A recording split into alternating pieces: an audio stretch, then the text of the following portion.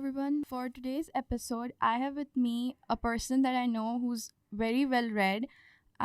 She's a professional in the field of education, and I have had the privilege of taking almost four courses from her. So, Miss Talat, thank you so much for coming. Thank you for inviting me. Miss, you are one of the most well-read person I know. I know that your library, your home library, consists of almost like 400 books, I'm guessing. Uh, uh, Thank you for asking this question Yeah. because I must say that I have a kind of passion Yeah. for reading. I enjoy it. I Yeah. don't read it because I have to read it. I Yeah. read it because I enjoy doing so. And like you've accumulated this collection over the years. That's right. Mm. Books are like friends for me, and I've lost some of those friends. I had a very big collection, but somehow when I look for a certain book, and if I can't find it, then I feel sad because it's Yeah. like losing a friend. No, because they're precious to you, so you feel that loss. Exactly. Yeah. Yeah, you told us in one of our classes that you gave out these books to some of the students and like you never got them back or something like that happened. Uh, Friends and students both. And at least this gives me a kind of satisfaction that other people also love books, but this is how they get their, Yeah. share. I can understand. Yeah.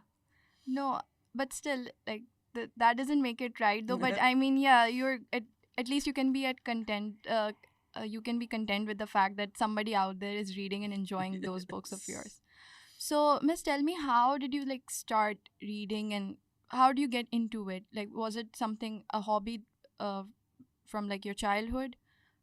That's right. The schools I went to, they were, literally convincing young people, children, forcing them to read books. There was a very good school library. We used to go every week for an hour. We sat there, and after that, we took a book home. And sometimes, not always, sometimes our teachers used to discuss those books in class.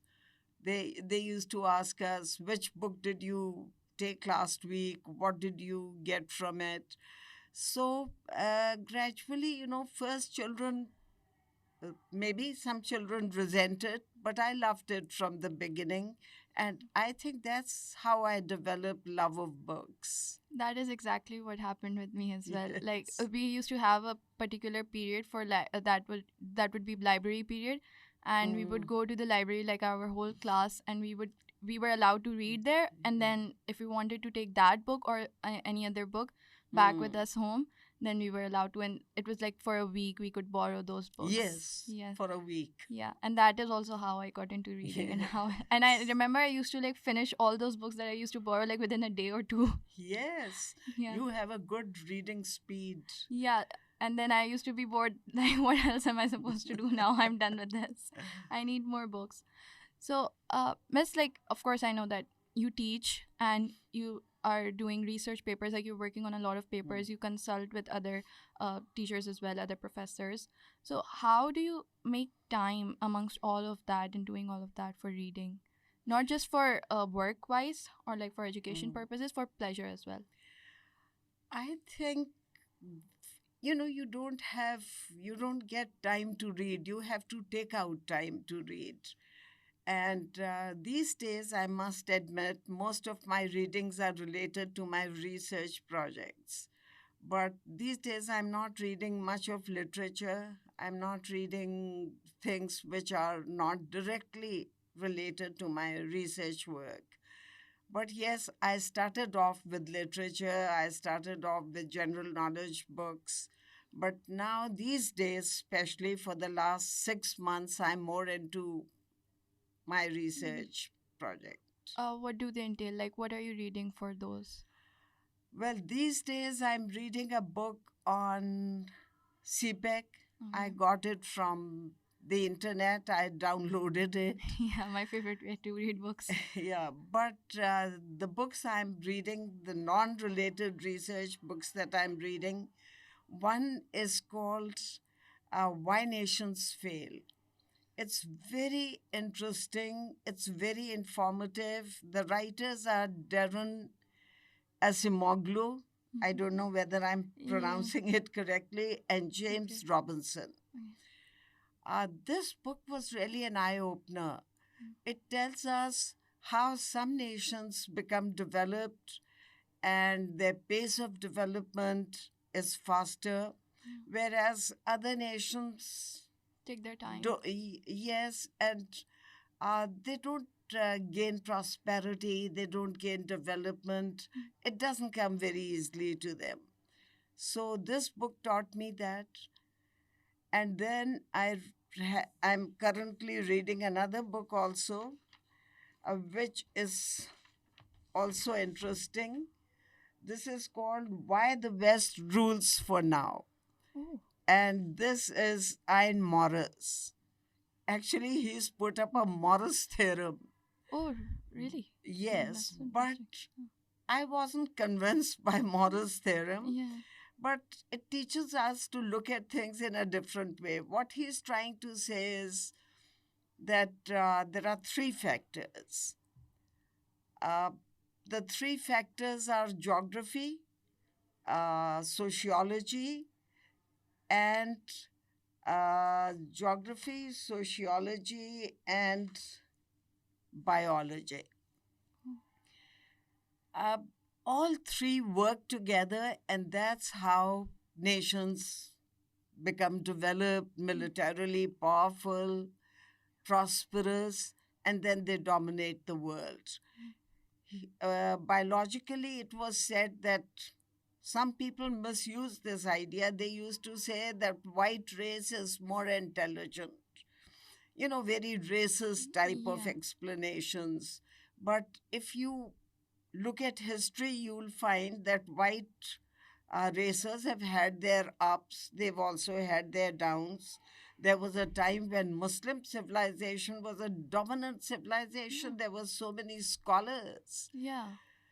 So that doesn't explain the phenomena. Then, does that sociology, how societies develop, what is the role of geography in it? So, from Mm. this point of view, it's interesting. I think what actually leads to prosperity, all these arguments so far I've not finished. Maybe in Mm. the end I might be convinced, Mm. but there are certain terminologies which this author has used, Morris, and he says, for example, for great people in history, he uses the term abnormal Oh. instead of using extraordinary. You know, they were y- great. Yeah. Naturally, they were not normal like us. Yeah. He changed those Yes, connotation of the his, word, how it's yeah, perceived. it Yeah. sounds a bit derogatory Yeah. to call a great person abnormal. Yeah. Uh, how do you define normal? Normal are people who are ordinary, average. They are extraordinary, I think. Yeah. So I differed with terminologies, but that always happens. When you read a book, you don't agree with everything. No, of course you read to like get a gain on different perspectives and Hmm. what other people are thinking and what their take is on different areas and topics as well. Exactly. Yeah. You also told us in class that you are also reading currently a book called Neocons. Yes. Yeah. That I'm reading to teach for my, Okay. Yeah. some of the books which I read are for my lectures. Mm. Some of the books are for the paper, research paper or book I'm working on. And some are just for information. For example, I came across a very interesting book. It's called Killing Hope, and it's written by William Blum. And I'm very lucky, I think, because I have a book signed by William Blum. Oh wow. Yeah. And, he's an ex CIA man. Oh. So he's written this book about CIA activities all over the world. And this is coming from horse's mouth. This is coming Ye- straight from a CIA Yeah. person. In this, what he has tried to say is that, there, I don't know, I think there are 40 cases which he's discussed. I found the one on Iran very informative. Iran, CIA intervention in 1953, Iraq, CIA intervention in 1991. CIA went to set the stage for the war against Iraq. So, there are so many cases from Central America, Latin America, Middle Middle East, East, yes. Africa, Far East, Also, I think South Asia as well. South Asia. I was looking for South There Asia. They've aren't? not mentioned Oh, anything. really? That does That's not mean that surprising. CIA is not active here. Not at all. It just means that maybe we can look forward to another book on this subject. I hope so. Do you think he received any sort of backlash from writing that book? Uh, I don't know whether, I don't think action was taken against him because the cat was already out of the bag. Yeah. They would have liked to stop him before he wrote this book. But after he wrote it, taking action against him would have further exposed them. So I think they did not. He went to US universities, he signed these books, he launched his book. Uh, I think they played a clever game. They did not want to take action against him once he had already launched it. But I'm sure that they would have liked to stop the launching of this. Mm. It's really an eye opener. He says that third world countries want to, achieve prosperity. They want to take policy initiatives, but the CIA stops them if those initiatives are not in US interest. Their criteria is whether a thing is going to harm the US or United States economic interests, and harm can be interpreted in any way. Anything that is going to reduce the economic dominance of United States can be counted as a harm, and people who are trying to take that step would be eliminated or thrown out of power.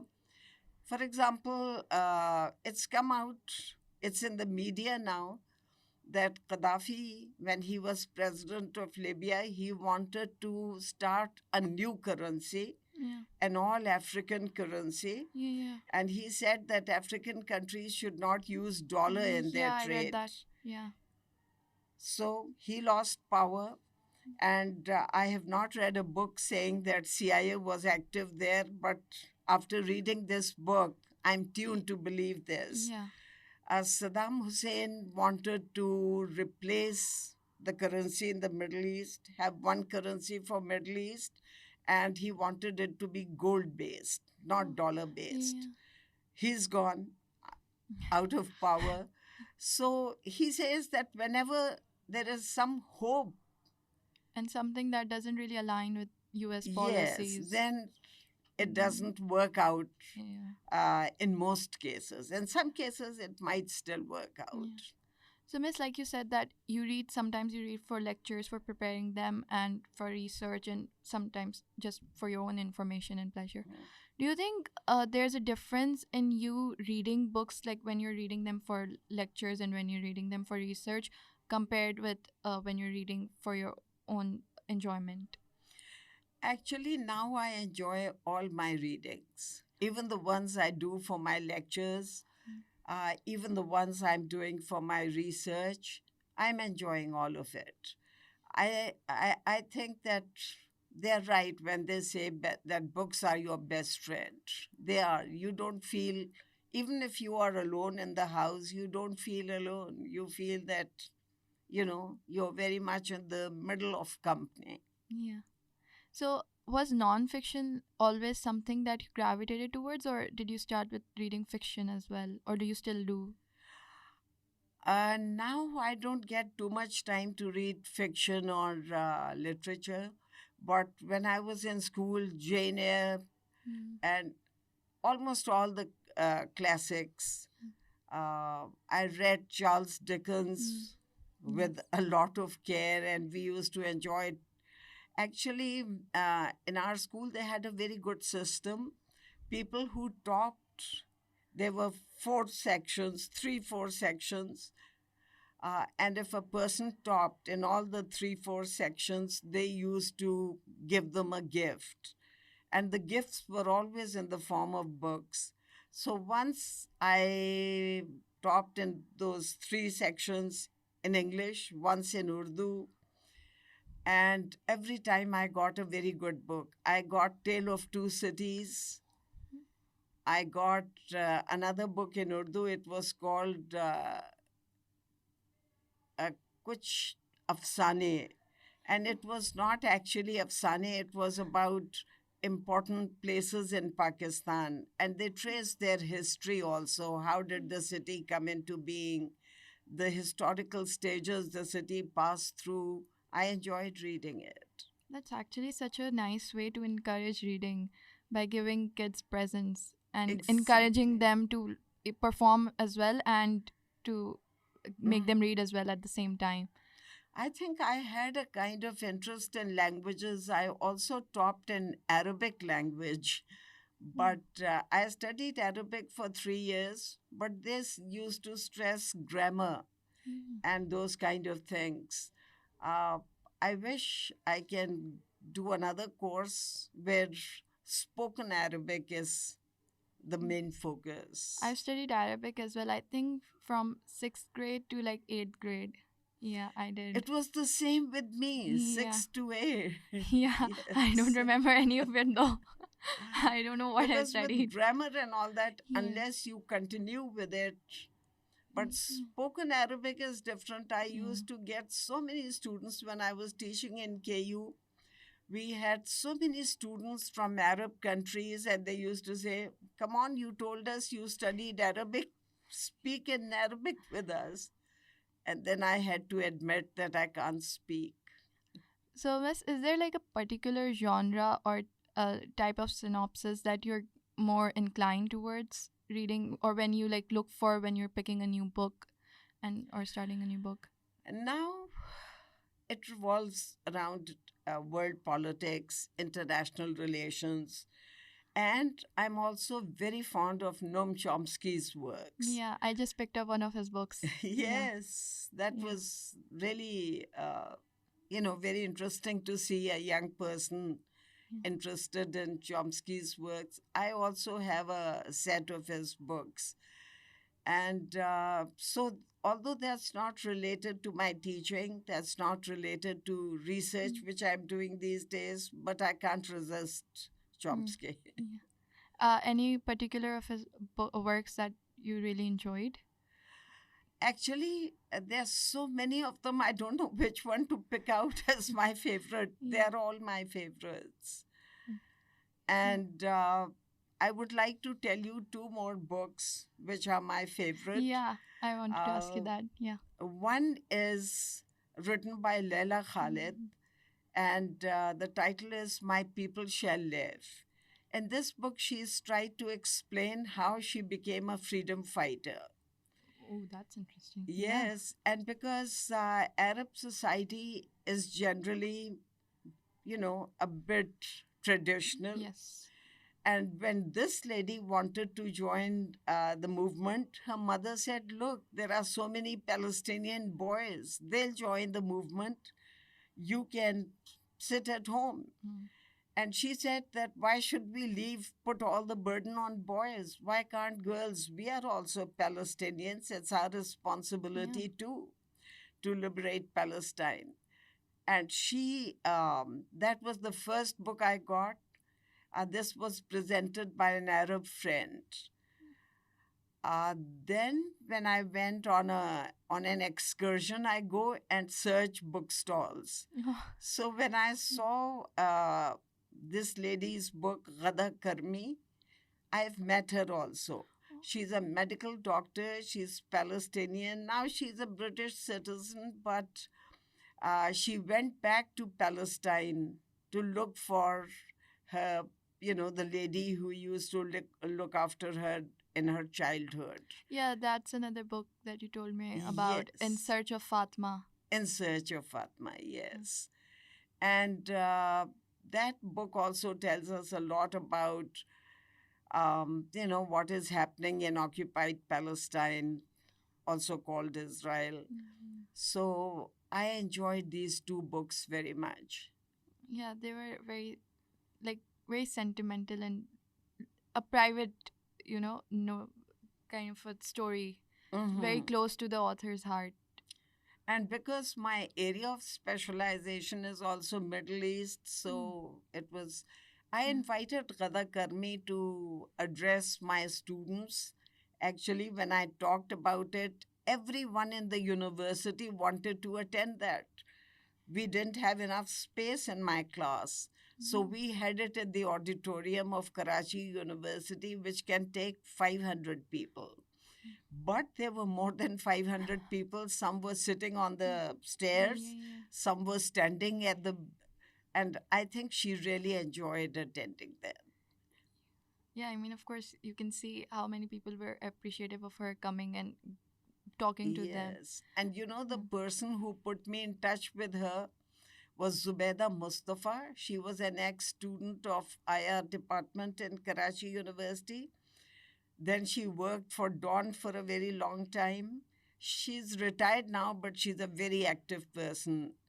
Uh, I really admire her courage, her determination. She's everywhere, mashallah, where they are discussing Middle East. Oh, wow, that's really nice. Miss, you also, we recently in this podcast only, you told us that you have a book signed by William, the author. Blum, Yeah. yeah. How do you get in? How do you get your hands on that? Actually, what happened was that I used to be invited to a lot of TV programs. So I went to one of them, and there was a Pakistani doctor.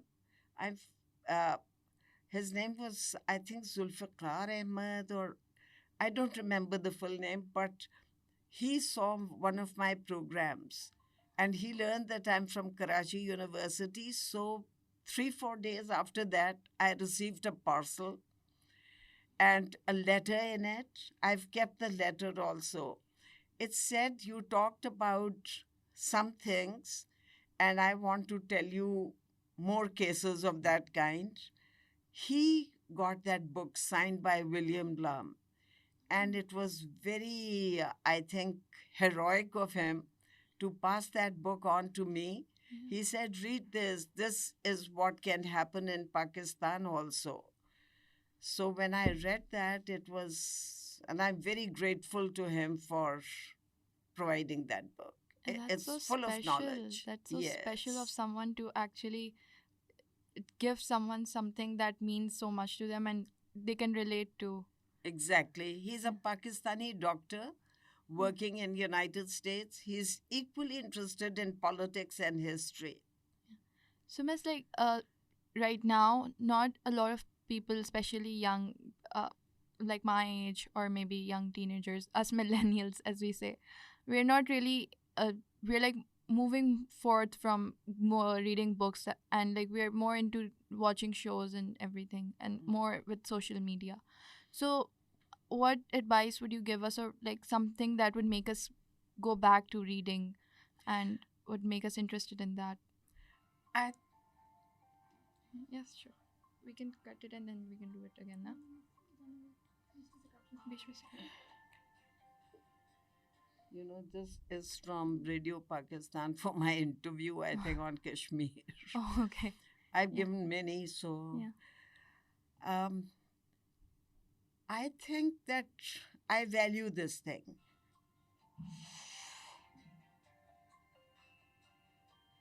Why can't they understand that I'm not free?